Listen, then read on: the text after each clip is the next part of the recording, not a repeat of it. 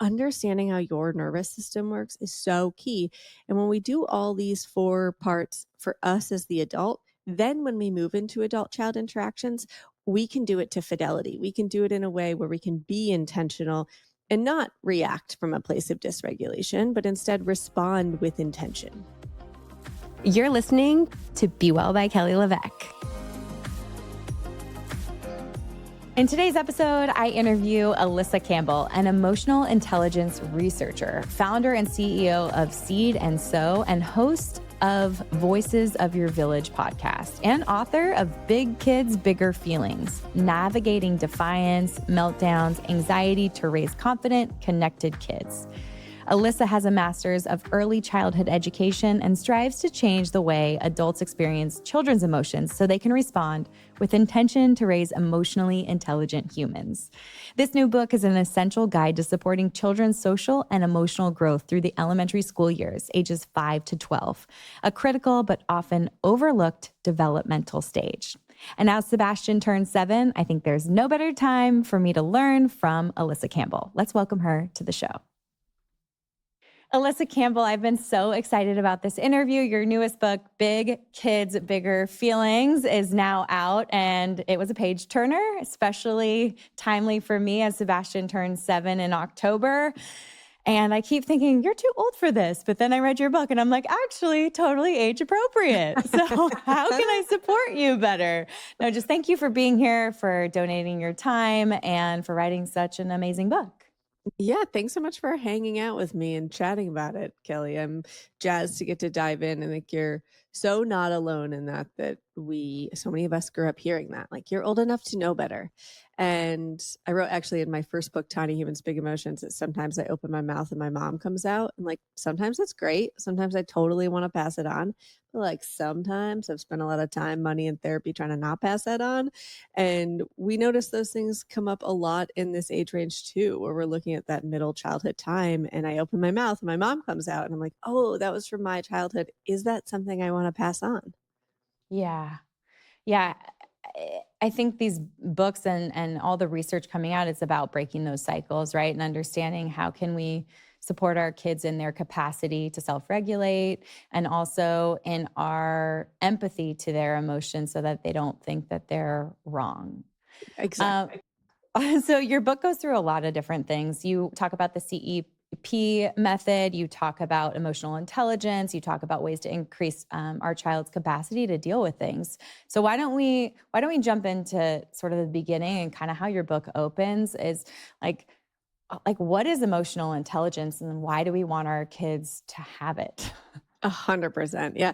I love this question because it's something that like is so buzzwordy and super rad that it's buzzwordy to chat about emotional intelligence. I think it's cool that we live in a time where that's buzzwordy.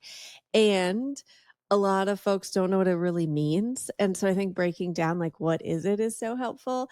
When we're looking at emotional intelligence, we're looking at 5 factors. We're looking at self-awareness. And this is noticing what's happening inside really before it explodes. My son calls this the volcano, where it's like before it explodes, as it's building. We have self-regulation, so that once we notice that, what do we do? How do we get back into a body that feels safe or calm or regulated? And then from there, we get to choose our actions and choose our words. So those are 2 really important parts of emotional intelligence. Then we have social skills, where we can look around and see like, what's appropriate for me to do here? Is this something I should bring up with my peers or with my parents or with my grandparents or at home versus at school? And really being able to differentiate those things. I share this in the book, but I had been to the grocery store and I was on my way to pick the kids up from school, and I just like had a day. I was exhausted and was running from one thing to the next and just had that feeling of like, nobody hug me or I'm going to cry, where it's like all living beneath the surface. And I pop into the grocery store on my way and the cashier was like, hi, how are you? And I just started sobbing. And I was like, "Oh, this is probably the last time she's asking anyone that question today." And I get out to the car and I like cry and I reach out to my best friend and just kind of process with her and then had that like that weight lifted. We just kind of had that good sigh and realized like that was not a good practice of social skills. It's not an appropriate place for me to break down, that not every place is. And so helping our kids start to learn what's appropriate in different spaces. And then we have empathy. And for empathy, we want to help kids be able to recognize in other humans different emotions. In order to do that, we need to first work on self awareness so they know what those emotions are for themselves. That if they see somebody feeling disappointed, they're like, oh, I know that feeling. Maybe I wouldn't feel the same way about that exact scenario, but I know that feeling and I can connect with that. And then we have motivation. This is that intrinsic versus extrinsic. Intrinsic being, I am proud of me. I'm doing this because I'm proud of me. And extrinsic being, are you proud of me? And we live in a world with so much extrinsic motivation. The goal isn't that there's none of that. They might say, like, look at this, or do you like this, or share when they get a good grade, or they score a goal and they turn to you and they want to know how you feel about it. That is fine. What I also want to know is what do they feel about it? And do they know that they're worthy and loved regardless of what they achieve or don't achieve? Hmm. I think that, I mean, that last part, that motivation is such a hard thing for a first child of three girls, because my immediate need is, are my parents proud of me? And Yeah. there was so much like, good job, great job, I'm so proud of you. Like, and less about, I think it was just part of the time too. I'm Mhm. an 80s baby. And um, I was so lucky to have my parents really involved in my life. But I catch myself, my mom coming out of my mouth where I'm like, Mhm. great job. I'm so proud of you. And then I'm like, "Meh, meh, meh, rewind. How does that make you feel?" You I know, love it.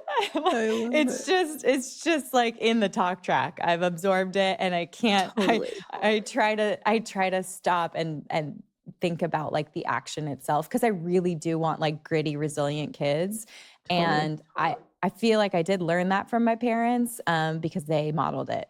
Like they Yeah. both worked their butts off my whole life, whether it was like my mom, like on her hands and knees on her kitchen floor, and or my dad leaving at 5 a.m. to be like an entrepreneur every day and like sharing the falls and the problems and all of that. But that emotional intelligence, I mean, it's so layered. There's so much there that kids need to like learn to have. And even as adults, you shared your story of crying in public. Like, Mhm. and maybe that didn't feel right.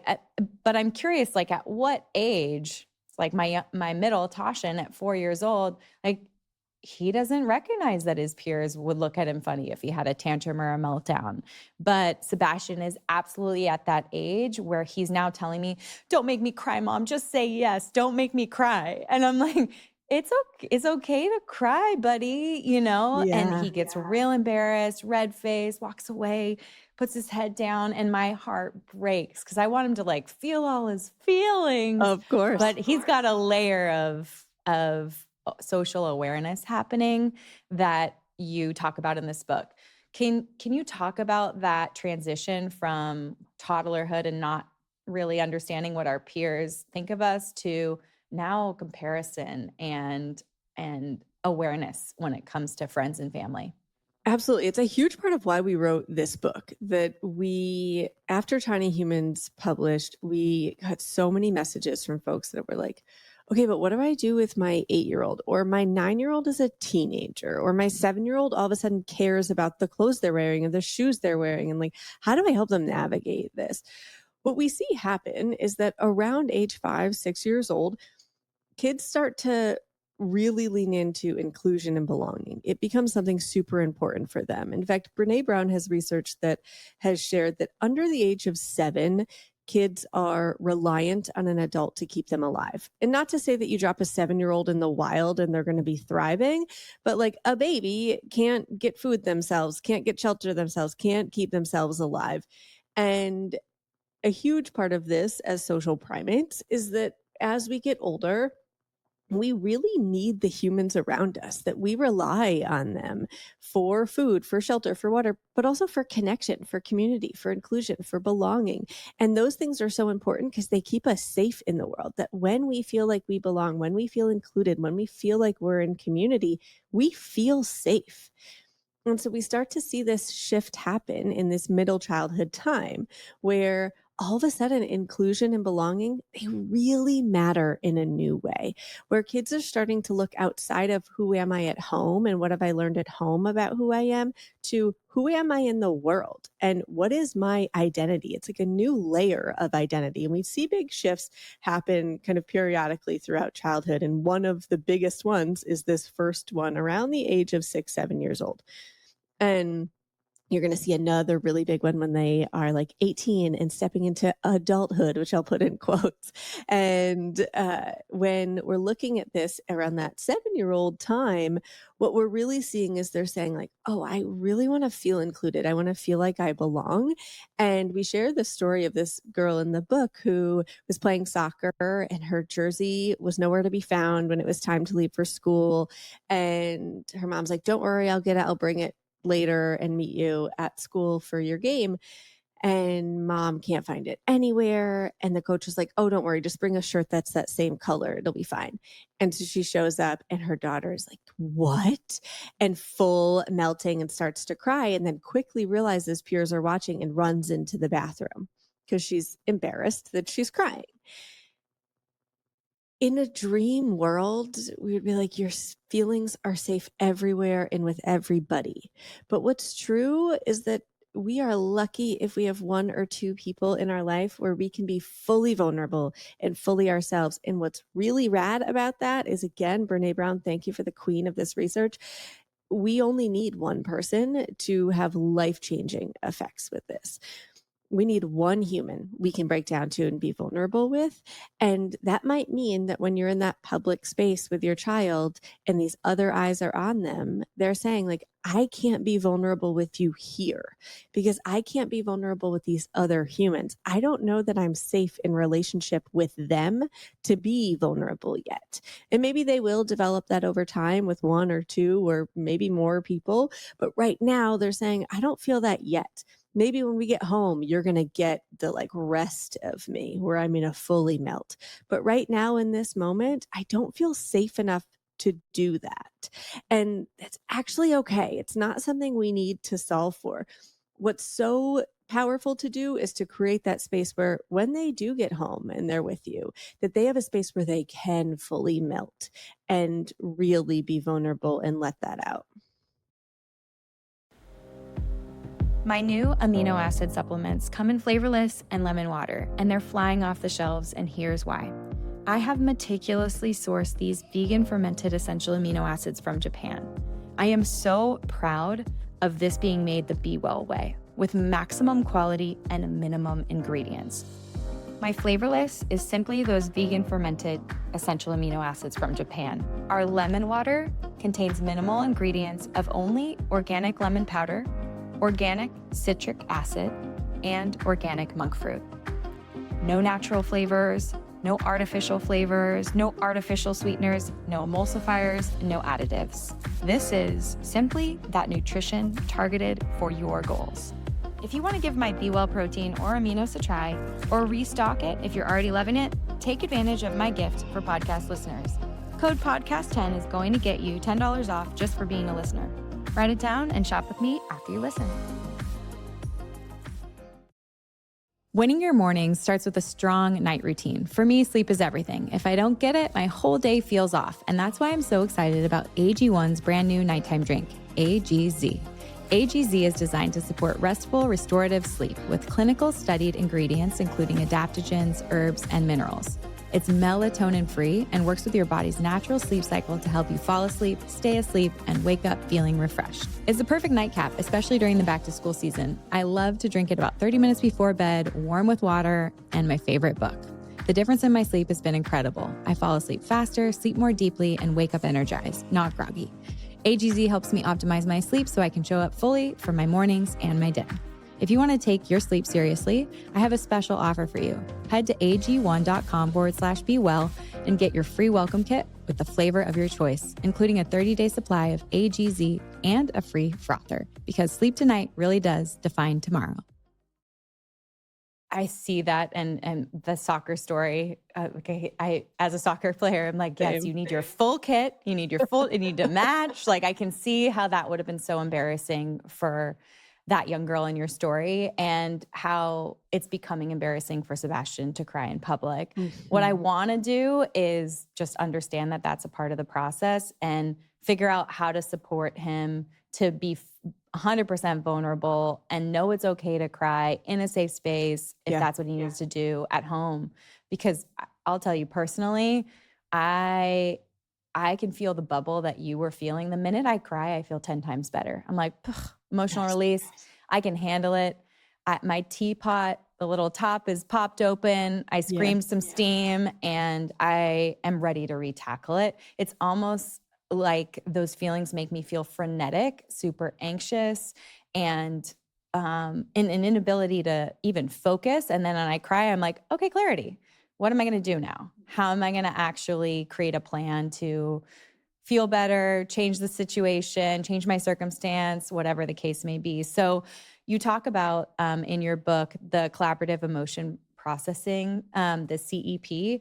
Can we talk about that so we as parents know how to support our kids to fully process their emotions to their completion? 100%. And what you're talking about there with that like crying release, there's so much good neuroscience to support this that we break this down in what we call the triangle of growth, where we have at the base of it, if we think of like Maslow's hierarchy of needs, where you're working up from the bottom of the triangle, the base is sensory regulation, which is just regulating your nervous system. The next is emotional regulation. So when you're having those hard feelings and you're bubbled up, when you have that like good cry where it feels like that release, what you're really doing is regulating your nervous system so that then you can come back into emotional regulation. Doesn't mean that feeling's gone. It doesn't mean that you stop feeling sad or disappointed. It means that you can be with that feeling without being consumed by it anymore. And then you can get to the top where we access language and communication and think about like, okay, what do I do with this now?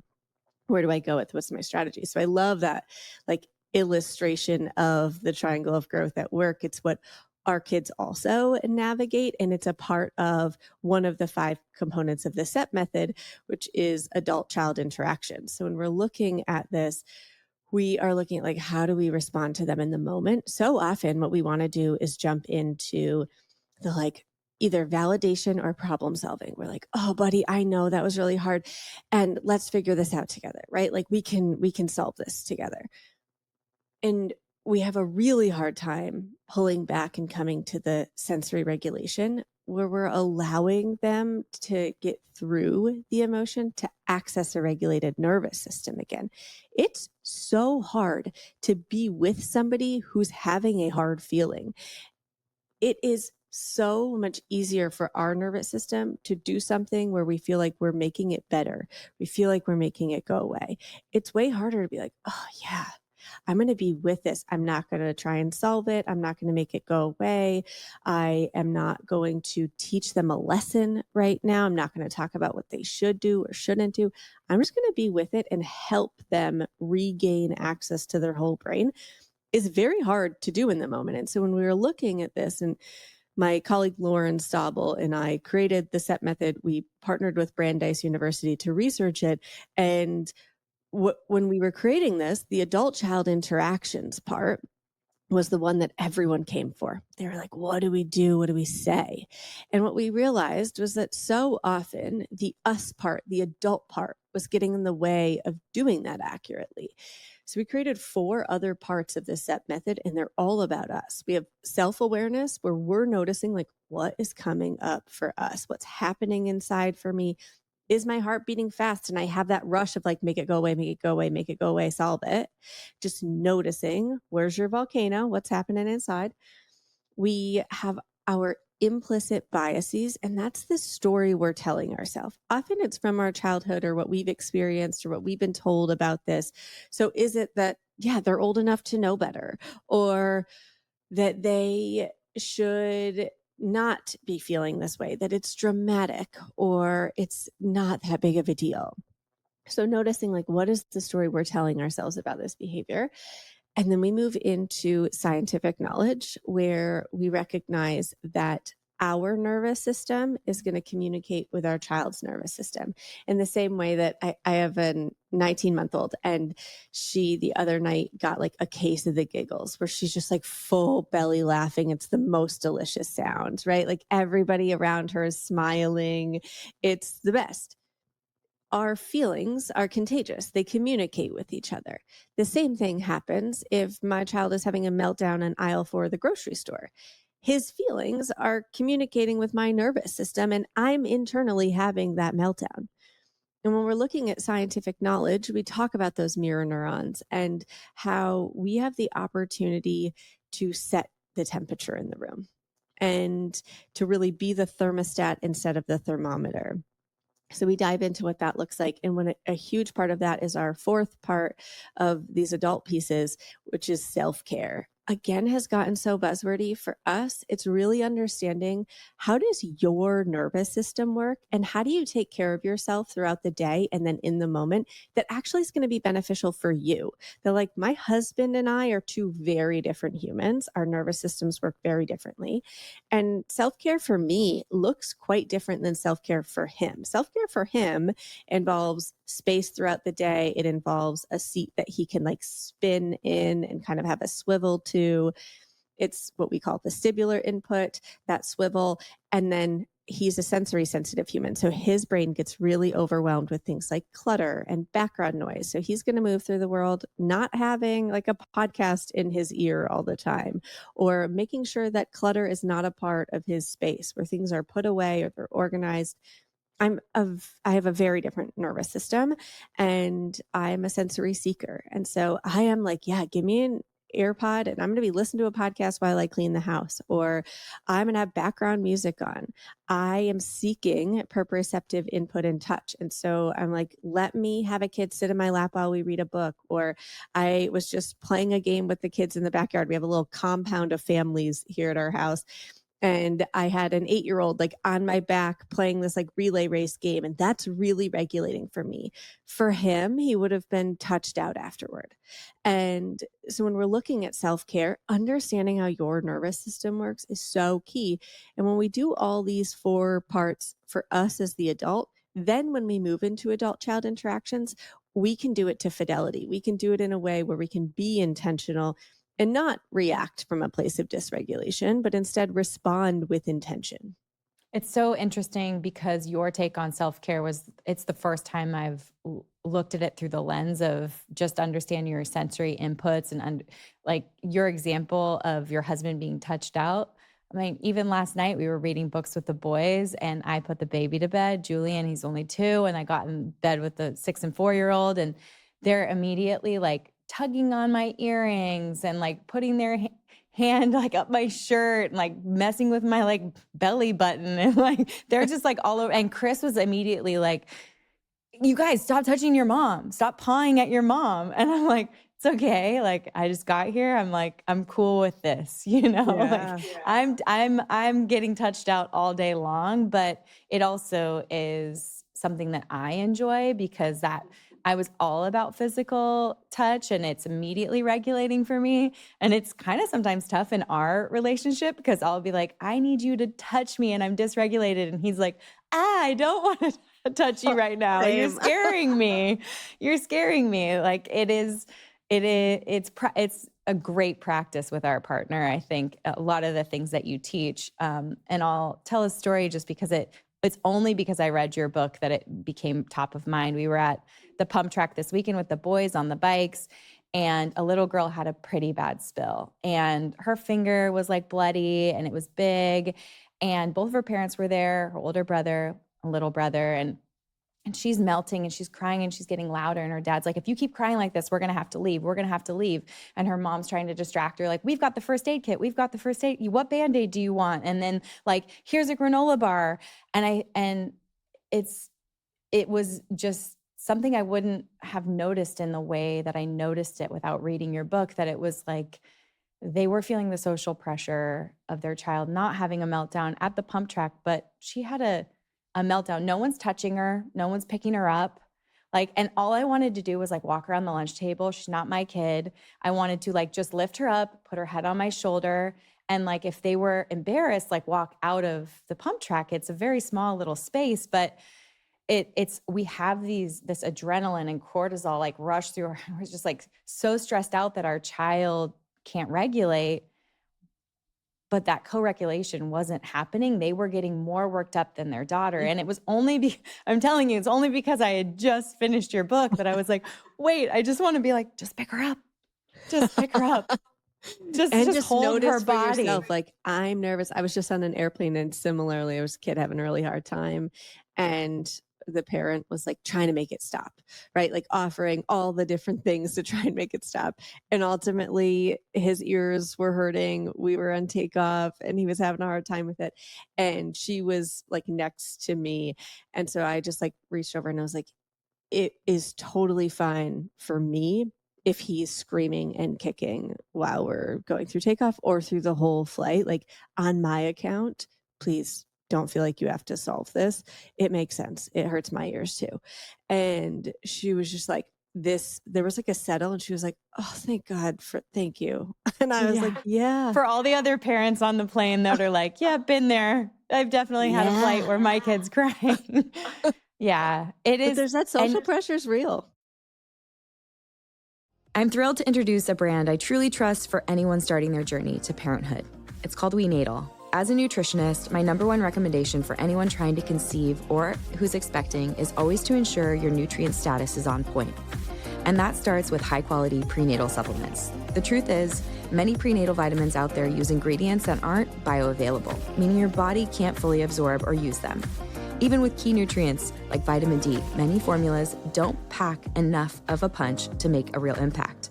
And that's why I'm thrilled to share WeNatal with you. Their prenatal vitamins are carefully crafted with bioavailable ingredients like folate, choline, and iron to support both mom's health and baby's development.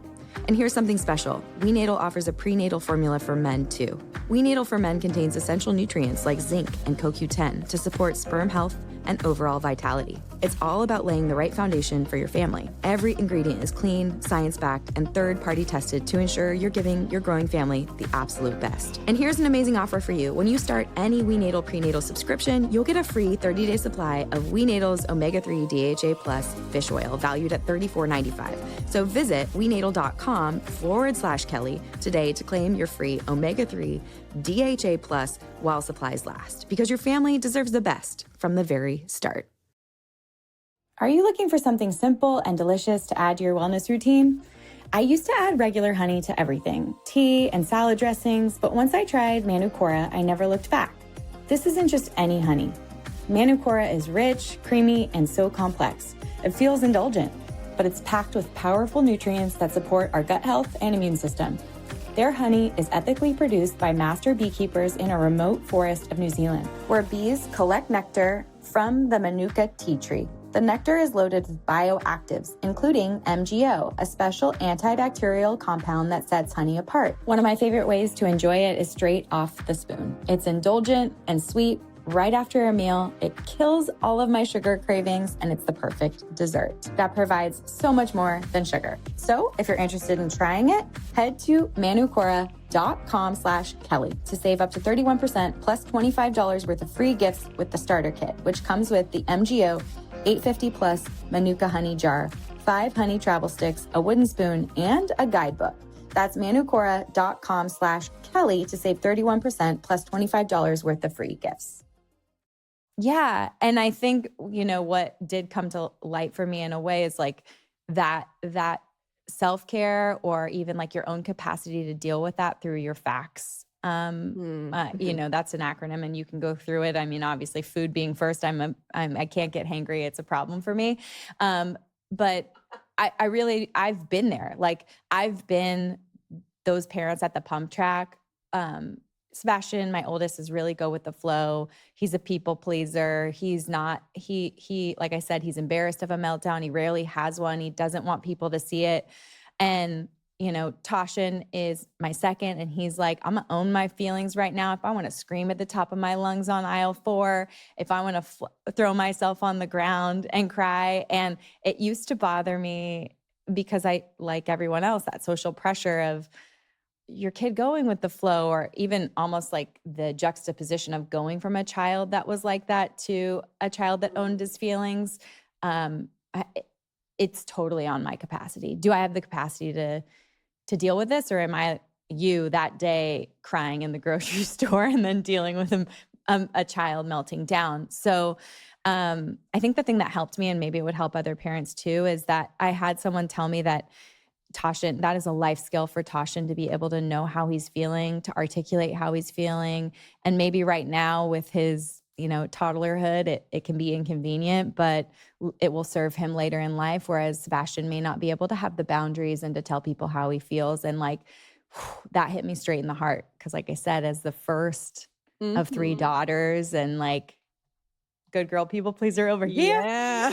It's like, I don't want that for Sebastian. I have to remind myself, and that, like you said, that parenting, the science that it's something is age appropriate, that this is all normal, takes the pressure off. And you're like, okay, you're 4. This is all normal. Yeah. And this is going to serve you later. So how do I show up? And it's so annoying and inconvenient in the moment, right? It's everything. All that's true. And I think kids aren't ever like, hey, Ma, you got to spare 10 minutes for me to melt down, right? It doesn't come at a convenient time. We might even know it's gonna come. It doesn't make it any easier in the moment. In the moment, your body's still reacting to this.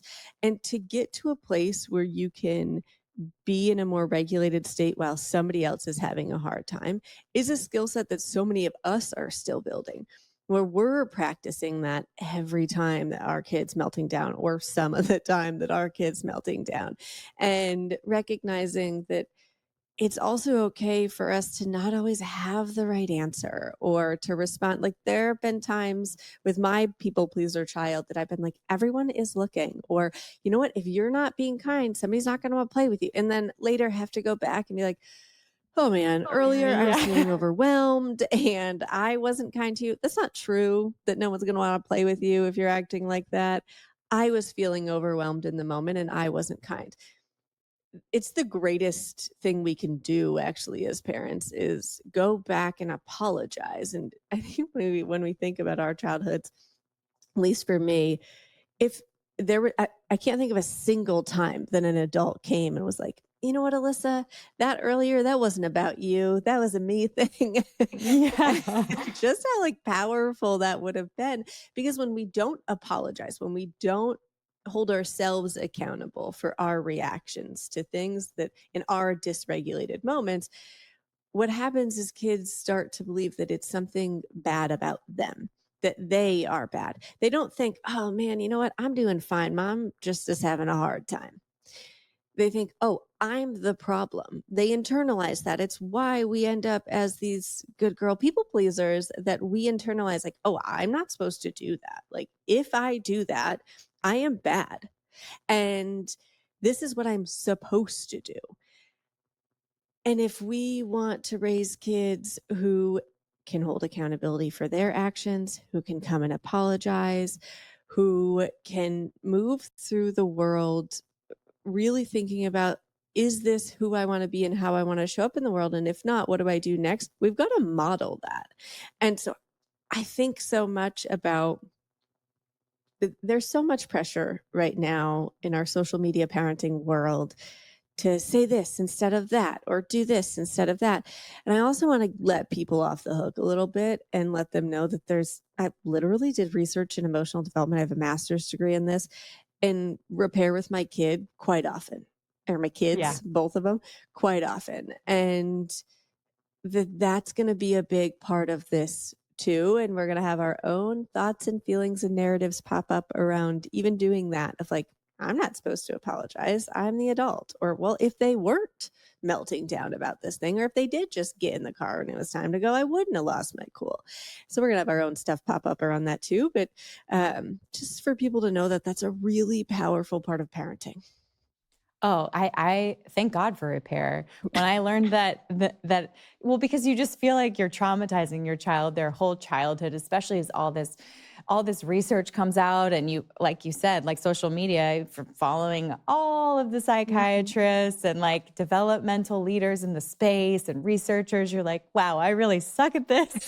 So thank God for repair because honestly, like that has been knowing that that's like one of the biggest things that we can do for our kids is that self-reflection and that apology and like teaching them how to do that themselves. I mean, I don't want my kids to own my stuff because I've had a long hard day and I really do want them to have a cathartic cry when they need one.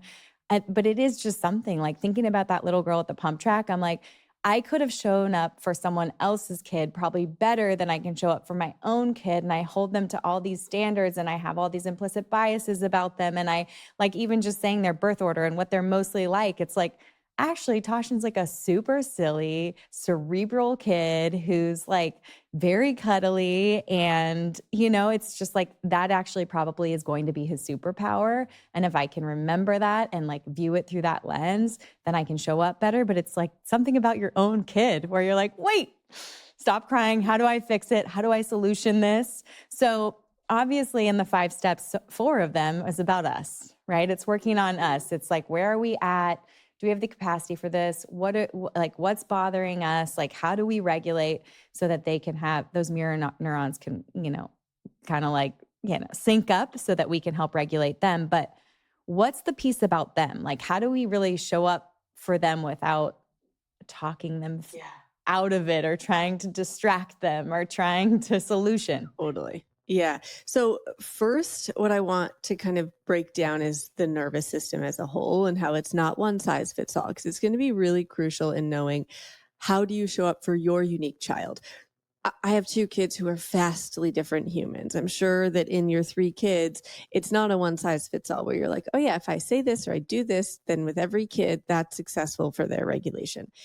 When we're looking at our nervous system, we have 9 sensory systems. We have our 5 that we often think of: sight, sound, taste, touch, smell, those 5 senses. And then we have our interoceptive system. This is how we know if we're hungry, if we're tired, if we have to go to the bathroom. It's also a huge part of self awareness because it lets us know, is my heart beating fast? Like, what's happening inside for me? We have our vestibular system. This is our movement sense. It is responsible for keeping us upright, for our balance, and we activate it. It's in your inner ear. So anytime we're moving the plane of our head, it could be spinning, like sitting in a swivel chair. It could be swinging on a swing. It could be a downward dog in yoga. And if you are vestibular sensitive, you might notice things like motion sickness. If you are vestibular seeking, you might be someone like my husband, where we walk into a living room and there's a couch and a swivel chair. He's on the swivel chair and I'm on the couch. And when we are looking at this in kids, you're going to notice things like, oh, they love to spin, or they're going to jump on the swings when we're around them, or they're going to play games where they get to swing or dip upside down and move that plane of their head. And then we have our proprioceptive sense. This lets us know where our body is in relationship to other things. So folks who have lower proprioceptive awareness might go to, this is like me, for the love, my body cannot learn where my bed frame is and my leg is. And all the time I'm like, have a bruise on the side of my leg from hitting my bed frame as I walk by. Or my nightmare is I'm driving in a car and I have like a cement wall on one side and a semi truck on the other. And I'm like, nobody talk to me. I'm so sweaty. I just have to focus on like surviving right now. I have lower proprioceptive awareness. What that means is I need more proprioceptive input to let my body know where it is. The way that we get this, it's located in your muscles and joints. And so we're going to do it through things like heavy work or big body play, like jumping. I love like a kickboxing class. We are going to look at like, if we're going for a hike with the kids, I have the hiking backpack on with my youngest in it because that's really regulating for me. When we are looking at that proprioceptive sense, if somebody has higher proprioceptive awareness, they're going to need less of that physical activity to know where their body is in space. They also might have just a bigger space bubble where they're like, you're close enough. That's fine. They're often like not big huggers. They don't want a lot of that pressure. And then we have our neuroceptive sense, which I call our spidey sense. You know that feeling like if two people are in conflict and they stop arguing, but you walk into the room and you can feel it, you can like read the Yeah. energy of the room. That's your neuroceptive sense at work. It is saying like, ooh, the energy's off in here. It's really asking, am I safe?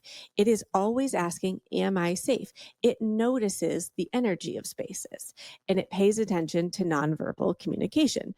So like if I came on and said like, oh, I'm fine in a response to how are you, you're like, you're not fine.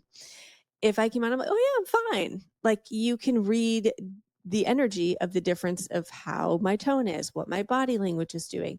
That's the neuroceptive sense.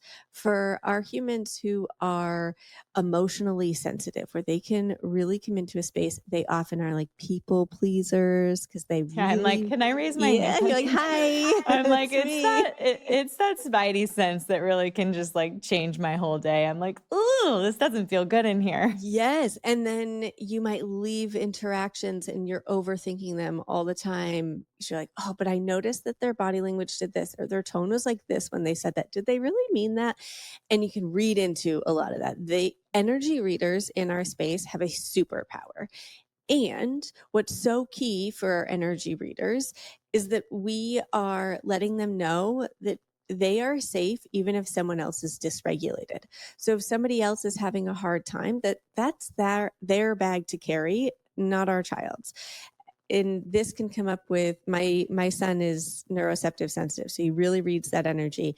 And my husband came home from work and had just like had a day and he was in a mood, and my son started to like do things to try and make him laugh and to like being silly, and it was not landing. In fact, it was being met with like, stop doing Why are that. you acting weird? Yes. Yeah. And Frenetic. What happened? What'd you eat today? yes. And like, what is going on? And really, what my son was doing was saying the energy in this space feels off. And in order for me to feel safe, I need everyone to feel calm. And so I popped over and just said, hey, bud, dad's kind of grumpy tonight, huh? I noticed that too. I think something happened at work. It's okay for him to be grumpy. You're still safe. And he just needed that reminder. When we're looking at these 9 senses, we're all sensitive to some and seeking others, and it's somewhere on a spectrum. And we actually have a QR code in the book for a questionnaire. We worked with a group of occupational therapists to put it together, where you can take it at any age. You can take it as adults, any age down to infants. And it's pretty comprehensive. And in the end, it'll show you all 9 senses, where you fall on sensitive to seeking, and then what that means. Like, is this human more sensory sensitive, where they notice all the details in their environment in a heightened state? They hear that sound that is a couple houses down, or they notice the clutter in their space and it's really dysregulating for them, or they're really good at tasting different flavors. It'll go through all 9 and let you know what that means. And then also some things that might be helpful, like how might this show up in life and what could be helpful for you. And what's so key about understanding this is that then it lets us know, how do I respond in real time to this human? That I have a sensory seeker and a sensory sensitive human in my house. And so when my son, who's sensory sensitive, is having a hard time, he wants me to not touch him, not talk to him, just be near him. In fact, this morning, getting out the door for school, he was mad about something. And then he was like, go away. And I was like, okay, I'll be in the kitchen. I'm going to grab my coffee. And I went into the kitchen. He was like, come back. I said, Yeah. okay.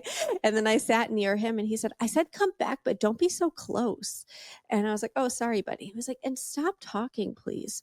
And then eventually he said, when I'm mad or I'm sad, I don't like it if somebody's touching me or talking to me. I was like, great. Yes, this That's is true. clear. Thank That's you for right. that. I mean, this is years in the making, right? Of like telling him how his brain and body works and helping him see it and advocate for himself. But that is true for him, that he is like, be near me, but don't touch me or talk to me. And it's how my husband works too. We were once in an argument where he got in the shower because I wouldn't stop talking to him and like following him around.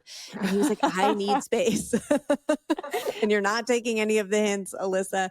And then on the other hand, I have my daughter who's very similar to me. And she's a giant extrovert and she's a sensory seeker. She's like, oh my gosh, touch me and talk to me and tell me how great I am and validate my experience and give me a hug.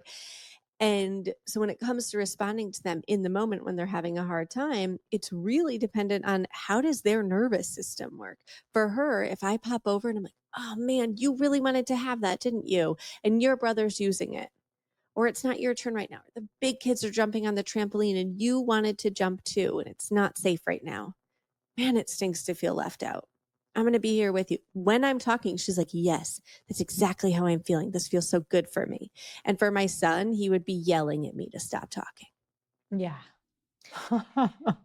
So knowing them is so key. It's why we put the QR code in for the questionnaire right into the book. And if you don't have the book yet and you're tuning in, you're like, I need this information right now, go to seedquiz.com and you can snag it there. It's available outside of the book as well, seedquiz.com. And you can take it as many times as you want to get that information about your kids or yourself. What's been so cool, Kelly, is that this was a shocker to me.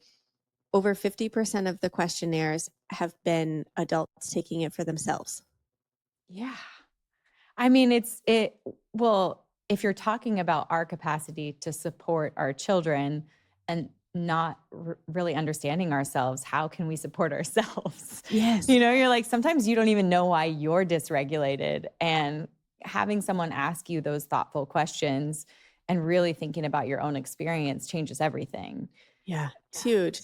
It's huge to know how you work, how your brain and body work. Because I'm a human who, if in the moment you're like, Alyssa, take 5 deep breaths, I'm like, I want to throat punch you. That doesn't feel validating or comforting for me. I'm like, I want a hug. I want to be touched. I want somebody to talk to or to talk to me. And so the idea of going inward and silent, that's something my husband loves. Like for him, he's like, yeah, nobody's talking to me or touching me. Like I just need space and to take 5 deep breaths. And for me, it isn't as it isn't as easy for me to access that as it is for me to like get a hug from somebody or have some touch. Is in the moment super helpful for me. When we were outlining how dysregulation shows up and how to support kids both in the moment then but also proactively throughout the day, we created what we called the FACTS, FACTS. And when we break this down, food is our number one, which I'm sure you're like, yes, I love this. I'm like, say it louder. If they've only eaten sugar and no protein foods, yes. I mean, like, I tell you how I feel. It's not great. No. And we shared this story. We're like at the beach on a family vacation. And all of a sudden, I'm like, why is everyone a disaster? And my husband was like, well, all we had was donuts for breakfast, which is an awesome, fun food that we're going to still have in our life. And they're on a sugar crash right now. So, of course, they are a disaster. I am too. Like we all are. And so when we can look at when was the last time we had nourishing food to help regulate our nervous system, are they hangry right now? Is this something where if we were able to feed them, then this whole dysregulation station would kind of come to a shutdown? Awesome. That's an easy one to solve then. Great. And we do a lot of work with schools. In fact, working with school districts is mostly what we do at Seed.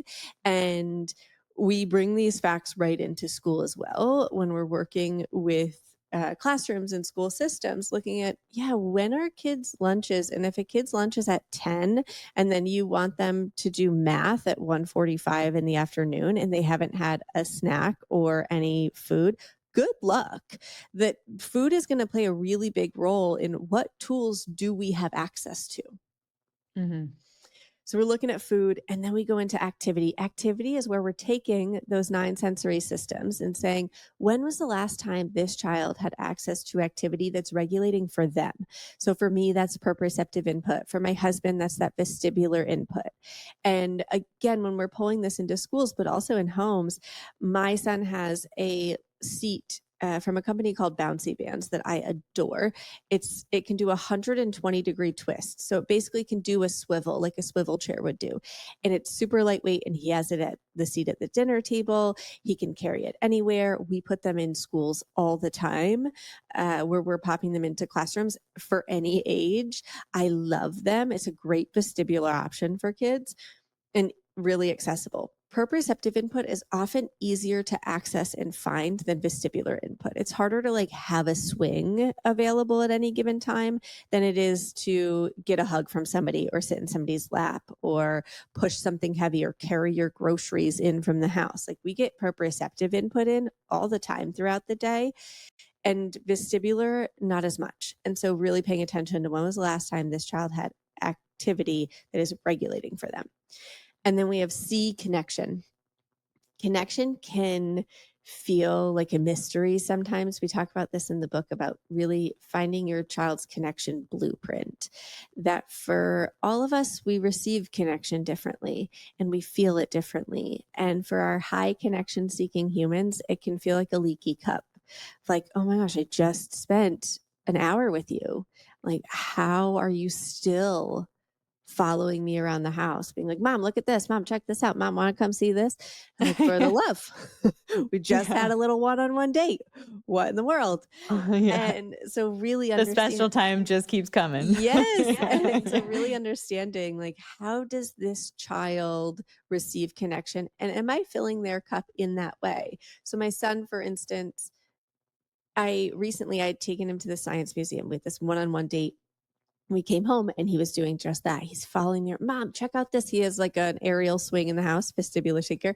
And he was like, Mom, check out these moves I can do, whatever. And at that point, I'm trying to get lunch made home with the other kid too. And I was feeling annoyed. Like, I just gave you all this attention and now it feels like you need more and more and more. And later when I was chatting with my husband about it, venting about it, Yeah. he was like, yeah, you took him to the science museum where he is so flooded and overstimulated in that space. It's not connecting for him. And it's the same way for me. If I go to like a movie with my husband, I don't feel connected because I want to talk about things.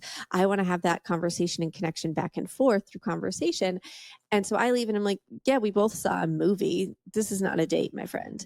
We just saw a movie together, sitting next to each other. And that's how Sage felt leaving the science museum. And versus my daughter, who would be like such a sensory seeker, we would leave the science museum and she's like, this is the best day ever. Thank you so much. Like, I can now go play by myself. And so really looking at who is this kid and how do they receive connection and finding little bits of time and spaces to do that. And sometimes it's 1 minute. Sometimes I'm walking by and it's just me seeing them do something and saying, oh, wow, I noticed that you were working so hard on figuring that out and you got it. That's awesome, bud. And just acknowledging, for some kids, that's going to really fill them up. And it's not a huge like time lift. And then we have T, which is tune out. This is when you're overstimulated. I imagine your husband, if he was doing bedtime and he had just gone through all that touch, he would leave it and be like, you know what I want to do? Lay in a dark room where nobody's talking to me or touching me and just leaving me alone. And that is tune out. Right. And so It's kind of like that. He's like, I just want to listen to a podcast and clean up my house and get rid of the clutter and nobody talk to me. And I just need like a Dan Patrick update.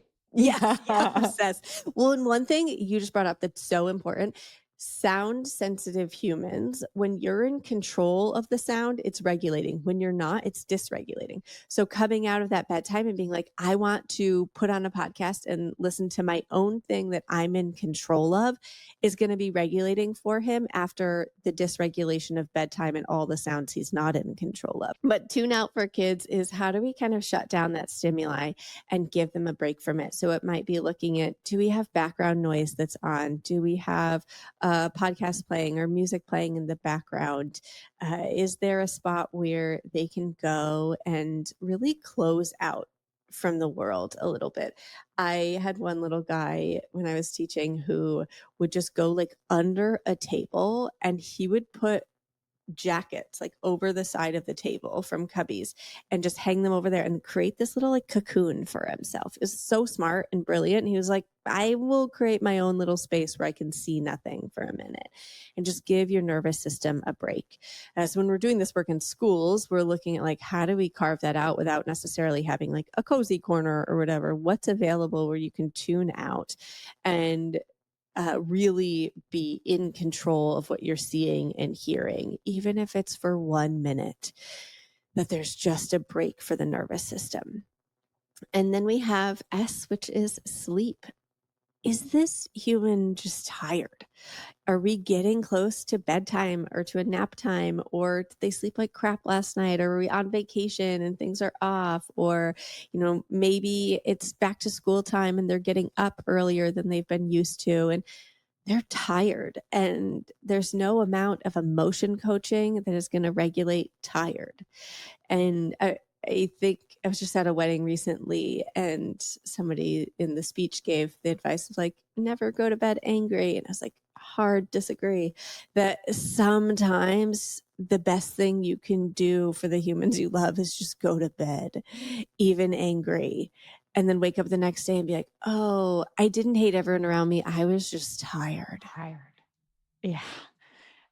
It's pretty funny because it's very clear when Sebastian is tired. Like I told you, he's a pretty regulated, go with the flow kid. And then all of a sudden it's like, we are so dysregulated, and we'll say it out. We'll be like, oh, I think you're just pretty tired, buddy. And he gets so angry. Don't tell me I'm tired. I'm not tired, And he's like ready to, he's like all gas, no brakes until he gets sick. And we have to be aware that he is so sensitive to lack of sleep and that it totally kills his capacity to communicate, connect, regulate, even like his immune system is just, it hits the floor.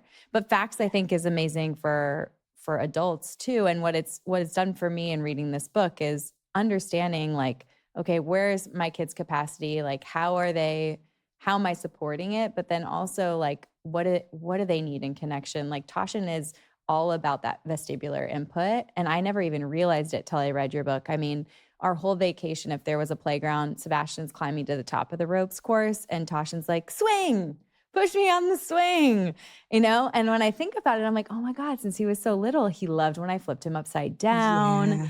Like, the kids who are just like, you have them on your hip and you flip them upside down. They're like, again and again and again. You're like, how do you want to keep doing this? Like, I would be throwing up, but he's definitely that child that needs that input. And to be able to support him in that way and know like, oh, he's my vestibular kid. Like I can, even at 4.5, he's not too big. I can still flip him upside down and give him that kind of connection it's great. It's knowledge. It's that data and knowledge to be able to really support our kids that you're giving us. And that is from when they're little kids to big kids.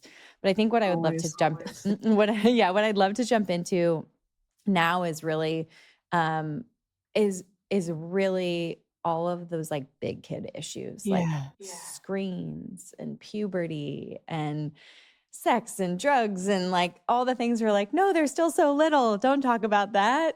Don't go there. Please don't. Please don't. Please tell me I don't have to go there, right? Yeah. But I'm already chatting my two friends, Cara Natterson's a pediatrician. She wrote or co-authored The Care and Keeping of You, which I feel like is a book that a lot of us grew up with in the puberty world. And Vanessa Kroll Bennett, they co-authored This Is So Awkward, and they have a podcast called This Is So Awkward. It's really focused on like the teen space. And I was just interviewing them for my podcast the other day and was getting some of the statistics around what happens and how early. And I was like, but what if I just look away or close my eyes and like pretend this isn't happening, right? That they're not being exposed to anything related to sex or alcohol. What happens next? And they're like, well, then they're just going to hear about it from peers in the internet is realistically what's happening. Whether you have a phone in their pocket or not, the statistics are pretty stark. It's about 50% of kids by the age of 12 that were exposed to porn or pornographic images. So not even just sex, but porn. And I hate that. I hate that it's not like, oh, they found somebody's Playboy magazine at their friend's parents' whatever. But no, now it is literally everywhere. And the two top places that it was happening are Google Maps and Pinterest, or two of the top five, I think it was. Isn't that what I was like, what? It's not like they're on YouTube and this is what I really need to be mindful of. Like it's happening in spaces that are like everyday spaces. And so my takeaway from it was, okay, it is so important for us to be having these conversations with kids earlier than I honestly wish I had to have them. And we break this down in big kids that what we're not doing is outlining a like exactly when or how. We're giving you best practice recommendations within it. But what I really want to harness is how to create a relationship with your child where they feel safe turning to you to talk about things as they come up, where they know they're not going to be in trouble with you if they need to talk about something. Like, even if they do something they know they're not supposed to do, that they know that they're safe to turn to you. And so that's what we really are helping folks create and cultivate, are those relationships with their kids, relationships of safety and connection and trust, so that when they are at that party and they weren't supposed to go to that party, but they're there now, and the person they went there with is now drinking, they can say, hey, I made a mistake. I'm here and I need help. Or, you know what? I'm at my friend's house for a sleepover and I am not feeling safe here anymore and I need help. That they feel safe enough in relationship with you that they can turn to you for those hard things. Because there's not a world in which we give you all the scripts to say and then nothing bad ever happens or they never make a mistake. But what's so key is that when those bad things happen or when they make a mistake, they know that you're there and they're not in trouble and they can turn to you. I mean, that is the dream, that all 3 of my boys pick up the phone or text me and we have like some secret emoji code that I know, like, I'm not going to ask a question, like I'm going to get you, because the last thing I want is that for them to feel like I'm very black and white and I don't see the nuance, and or that they're going to be in trouble, shamed, feel even more guilt than they already feel about the decision they made. And, you reference Jonathan Haidt in your book and the anxious generation. Like, we're in a different terrain. Like, back in the day, it was somebody else's VHS tape and a reef ad from a surfer magazine that was like folded up in your pod case, Yeah. like it's not the way it is anymore. I cannot believe it's on Pinterest and Google Maps. Like, I wouldn't even have known how to regulate that. I'm like, we're not just looking up recipes and like Right. tagging our favorite restaurants for vacation on a saved Google map anymore. Like, how is that even possible? So how can we own the narrative? Like, I want to own the narrative even if it's early Yeah. and uncomfortable for everybody. So what does it take to create that safe relationship where you're the person they call? Yeah, there's a couple phrases that I think are so key to build into our everyday life.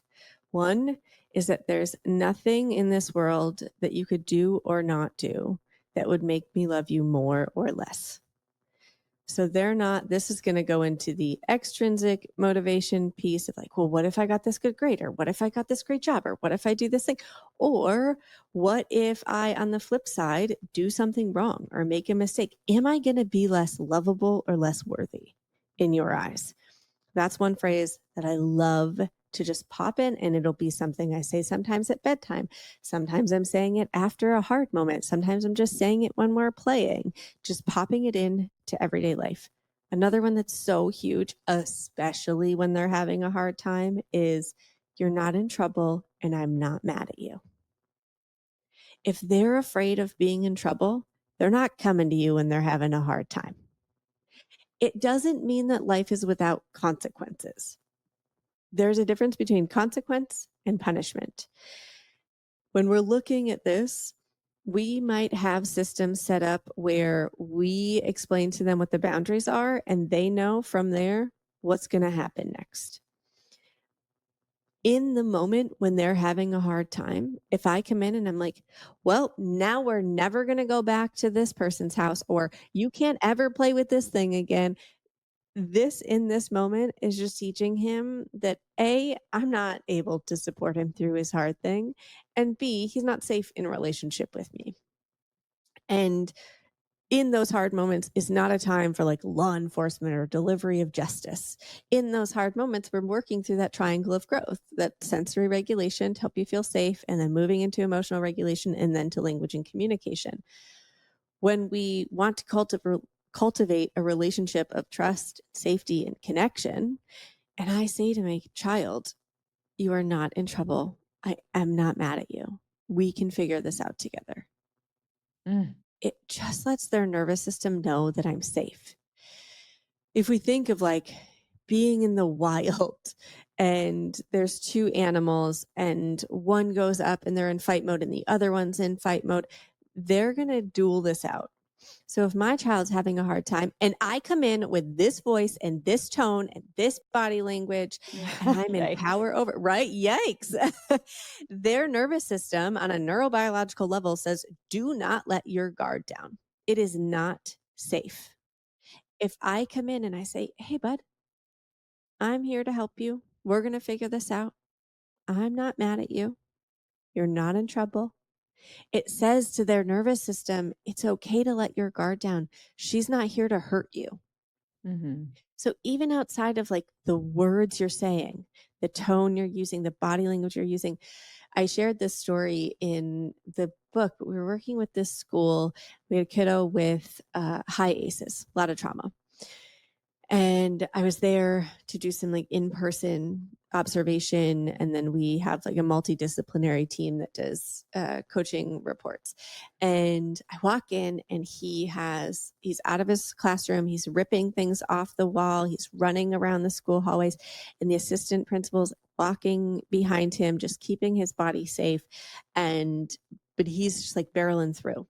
He gets to a corner and he's kind of wedged in the corner, and he reaches that spot and I'm following gently behind them. He has never met me yet. And he gets into that corner and I go and I sit a few feet away against a wall and I just drop my body down and I put my shoulders back against the wall. And in as quiet of a tone as possible, I just said, hi, buddy. My name's Alyssa. I'm going to be here with you. I'm not mad at you. You're not in trouble. I'm here to help. And it was a little while of him just sitting there in the corner, and his eyes, he's looking all around. And at one point I said to him, do you know what I noticed about you? I noticed that you're so good at finding a place where your body feels safe. That when you didn't feel safe in the classroom, you left and you found a place that feels safe. Oh, it's so great that your body knows how to do that. And he just softened. Now, we're going to help him learn that he can't rip stuff off the walls, that he can't run out of the classroom when he hears a no, or he has to go to what they call a non-preferred task, like doing math groups, which is what had Mhm. come up. He doesn't feel confident in doing math. He's a sensory sensitive human. So as math groups are moving throughout the classroom, he is dysregulated by all of that stimuli. And so his nervous system reaction was to run. And he did a beautiful job of keeping his body safe. And what we get to do in that school system is let him know that he's safe in that classroom and help him feel safety in his nervous system. It's not going to happen overnight, but right now is not the time to let him know that he can't rip stuff off the walls or run out. What we're going to do is make sure he doesn't hurt himself, anybody else, or leave the building. After less than 10 minutes with him, we were walking back to the classroom and he was holding my hand and talking to me. And he went in and for the first time engaged in math groups. What it took was a safe nervous system. And when we're looking to our kids, what I'm constantly looking at is how do I help their nervous system feel safe so that we can do anything else, so that we can talk about their emotions, so that we can talk about these complicated issues like sex and tackling these taboo subjects. They first need to be in a safe nervous system, which means they need to see you as not a threat. That makes sense. I feel like, i- yeah, if something feels like they're going to get in trouble, they're going to immediately be on guard and they're going to be walls up, protected, defensive, like a little shield and a shiv, you Yeah, know? And exactly. I've definitely been in conversation with my children. I mean, not Julian yet, because only two, Yeah, but with the bigger boys, uh, not obviously talking about sex and drugs and rock and roll yet, sure. but really like things where they can tell they're going to get in trouble. Like I remember a situation where one of the little boys in Sebastian's group was feeling left out, and I was like, "Hey, bud, can I chat with you?" And he was like, "Why? Am I in trouble?" You know, that response, and I'm Yeah. like, "No, no, no." And it's almost good that he asked me, "Am I in trouble?" Because I was like, "No, you're not in trouble. I just want to talk to you." Like I wanted him to be a leader and like make sure that this child was included and to remind him what it feels like to be not included. And I just wanted him to be aware because it was like very clear we were on like day 2 or 3 of like a couple families going away for like a hangout in the Yeah. desert, and like it was breaking my little heart. This boy kept being left out. And I just wanted to make him aware, but it was crazy because that exact experience of him asking me like, am I in trouble, and being able to articulate that he wasn't, completely changed his willingness to have a conversation and collaborate on how we could make sure that this child wasn't left out. Yeah. And I was like, wow, that was pretty powerful. Like, how do I have a secret word to let him know, like, hey, bud, like, pineapple, like, Yeah. real We quick. got to Like, I chat. need you to be a Yeah. leader. Like, I need you to be a leader. I need you to be inclusive. I need you to just be aware of something, I and love that. versus like being in trouble. Yeah, that you're not afraid of it. And the reality is we live in a punishment reward society, and there are going to be things that they need to be made aware of. And I'll let kids know like, "Oh yeah, in this space at school or whatever it is, there are some rules about things you can or can't do. And if you don't follow those rules, here's what school says they're going to do or what's going to happen next.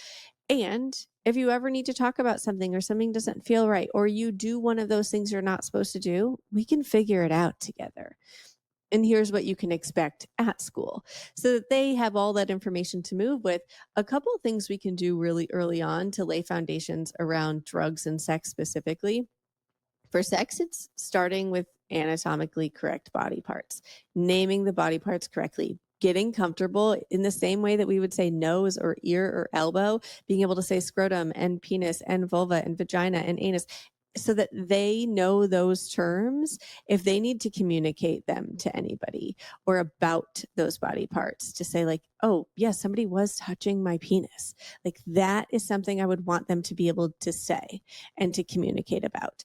And that we can say these are body parts that no one else is allowed to touch or ask to see, etc.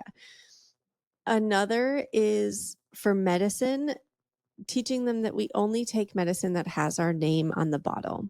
Actually, with our multivitamins, we got the like letter stickers, and my kids, we put their names on their multivitamin like container, so that they are only taking medicine that has their name on the bottle as a starter. And then there's a great book, The Addiction Inoculation, and we reference it and some of the takeaways from it in Big Kids, written by Jessica Leahy. She's And been a guest. I she's love her. awesome. Yeah, she's a Yeah. Vermonter. Yeah. And yeah, so we referenced some of that in Big Kids, but that was one of hers that we snagged, was the having them only take medicine that has their name on the bottle, and starting to practice that in preschool as they're starting to recognize their first letter of their name and things like that. Those are like easy ones that we can start with, and then we lay out some more foundational tools around drugs and alcohol in the book, really drawing from a lot of Jessica's work in addiction inoculation. Oh, I mean, it's so thorough. It's wonderful. I love acronyms. I love being able to be like, okay, have I had food? Have I slept? Have I had a connection? Like, okay, like what do I need to fill my cup? And then also just a reminder of being able to support your child to regulate is really about learning to regulate yourself and seeing where you're at and checking in with yourself so that you can just model that emotional intelligence and being able to self-regulate. It's another big hit. I can't thank you enough for being on the podcast. Your new book, Big Kids, Bigger Feelings, is available now. I'm so excited for you. Where can people follow along? Where can they tune into your podcast? Where can they learn more? Yeah, thanks, Kelly. They can, first of all, snag the book wherever books are sold, and I read the audio book for this one and for tiny humans if you have smaller kiddos. And you can follow along at seed.and.so, SEW, on any social platforms. And then seedandso.org is kind of our mothership. If you want to bring this work to your child's school, we do so much work with elementary school programs and middle school programs. You can reach out right on the website. There's a spot to let us know, and we can contact your kid's school and see if it's a good fit for them there as well. Oh, Alyssa, thank you so much for your time. I feel like the book, it was clearly an eye opener for me if I'm like noticing my child and other children's behavior and my own. But I can't thank you enough. And I love all the work that you're doing. I'm a huge fan. And just to give all of that education to schools is so important because we give our children, many of us, to school for so many hours of the day. And if they can do better and we can do better, our children will be so much more resilient and happy kids in life. So thank you for that. Yeah, thank you, Kelly. Thanks for shining light on this conversation and recognizing that we get to tap into these resources for ourselves as adults too, in order to thrive in this space. Awesome. I'll put a link to that QR code so people can understand themselves a little bit better. Love it. Thank you. Thank you for tuning in to this episode of the Be Well by Kelly Levesque podcast. If you enjoyed the show, please consider leaving a review in your favorite podcast app and subscribing on Apple Podcasts, Spotify, or YouTube. We're also excited to share that full-length video episodes are now on YouTube and Spotify, so you can watch along as you listen. The best way to support me and the show is by sharing it with your friends and family. Your recommendations make all the difference. This is a Wellness Loud production produced by Drake Peterson. The video is recorded by Luke Rodriguez and edited by Jesse Trout. Sound mixing is by Mike Fry. See you next time.